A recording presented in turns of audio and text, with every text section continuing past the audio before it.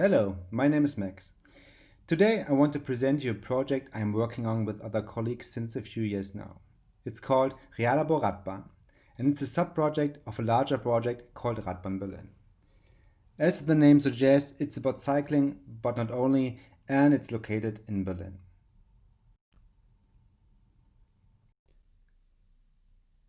In the following minutes, I will very briefly explain you the context and given situation and show you our vision and concept for our urban transformation project in the heart of Berlin. At the end, I will give you an insight on where we stand and what our next steps will be.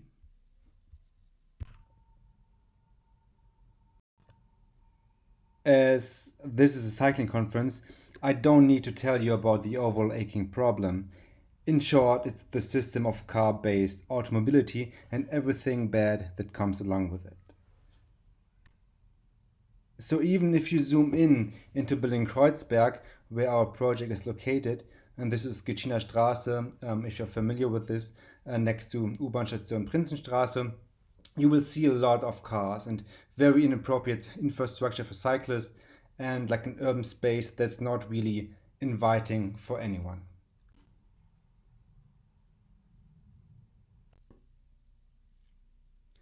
Our project is located beneath the elevated subway line of U1 and it goes all the way from West Berlin, S-Bahnhof Zoologischer Garten, towards the east at Oberbaumbrücke or Warschauer Straße, and this is right at the bank of the River Spree.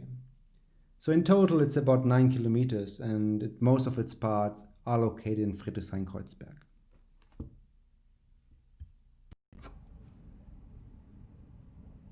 If you're standing beneath the elevated subway line of U1, you will see a lot of empty and more or less unused space. There are some sections where cars do park, either legally, as here, or legally in other places. Other sections that do have direct access to the Landwehrkanal, but are not really accessible, not even by foot.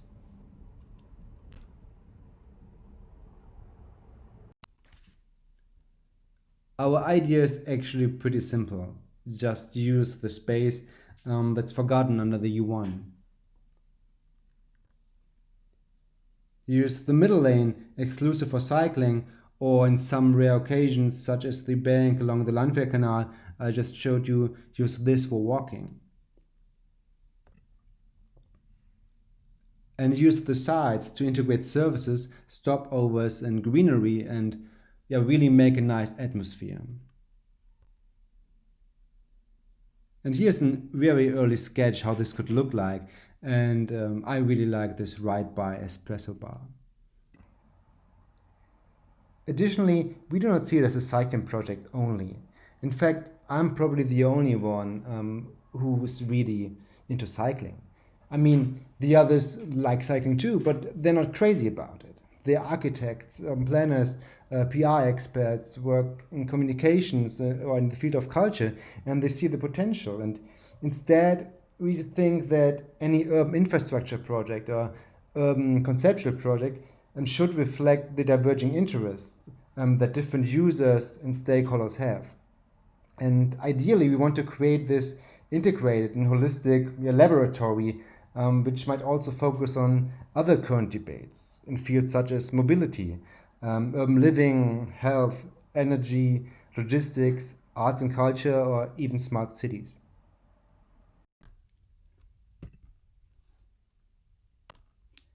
To give you some impressions, we want to lit the dark and make cycling feel safe, honored, and more welcomed. We want to transform the empty and sometimes even hostile spaces and create new opportunities for social activities, for recreation, and sustainable mobility. We want to revitalize the space, which is now either forgotten or mostly monofunctional, reserved for traffic, and just make it a bit nicer. In very short, that's the concept of Radbahn Berlin.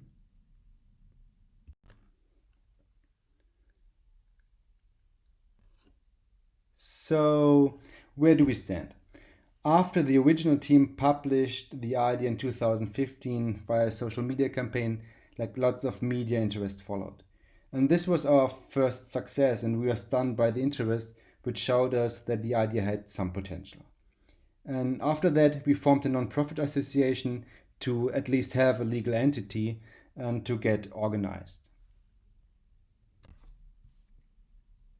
Over the years, we received some awards for environmental impact, design innovation, and communications. So we studied our concept in more detail, and with the help of a crowdfunding campaign and some experts, we published a book in 2017. In 2018, we also did a competition to invite startups to push the concept further. Simultaneously, we were working on different funding opportunities, as most of the work needed to be done on unpaid positions, and after all those years, it was hard keeping on the motivation.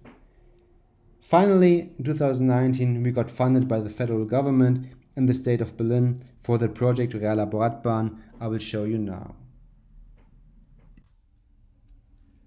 So we started the project in the end of last year. Then we set up our office and started employing people in different fields such as project management, communication management, transport and urban planning, and so forth. So we're now having a team consisting of a few full-time and part-time employees who could really work on and pushing the project further.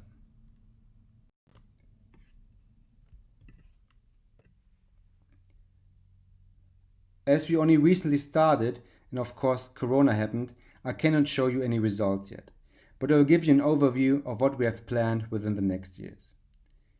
So parallel to our own work, there will be a feasibility study focusing on a 2-kilometer section of Radbahn done by the Senate of Traffic that's on the left side.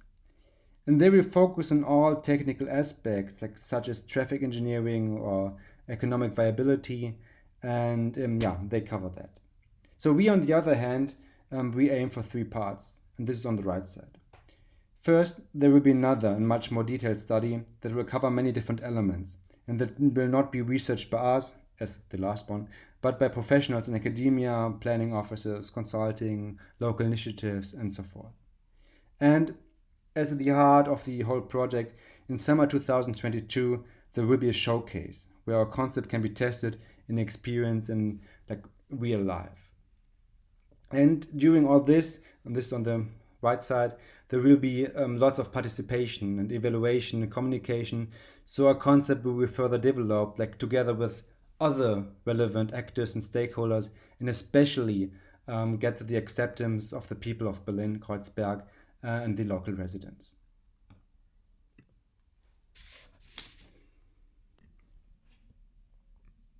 And here you see the whole Radbahn again. And the feasibility study I just mentioned, it will cover the area from Schlesisches Tor to Cottbusser Tor. And this is on the right side.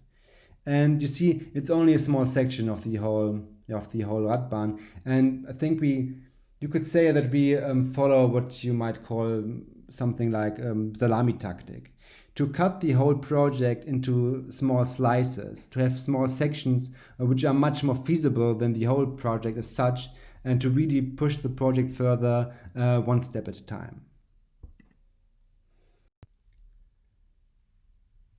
Here you see 2 possible sections for a showcase in 2022. I'm sorry, the next 2 slides are in German only, but I hope you still get what they mean. So I think it's safe to say now that our showcase will be located on the left, there where's the red circle, from Wiener Straße to Mariannenstraße, and the whole stretch of the showcase will only be about 150 to 200 meters long. So it's not a proper bike lane, of course, and it will be followed by regular bike lanes on the side, but we hope to make it as accessible and prolongable and nice as possible to really get the feeling that we aim for. Here are some of the questions we hope to get answers to.